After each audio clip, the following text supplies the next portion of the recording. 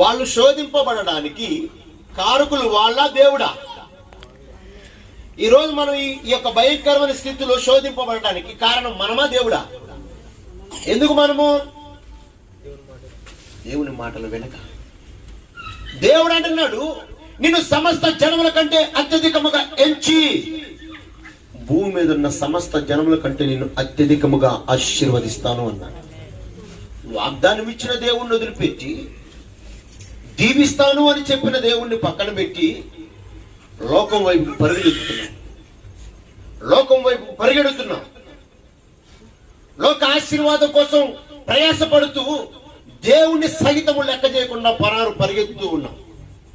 దేవుడు అంటున్నాడు, నా కుమారుడా, నా కుమార్తె, నా వైపు చూస్తే నీకు ఏది కావాలో నన్ను అడుగు, నేను ఇస్తా. మనం చూడలేదు.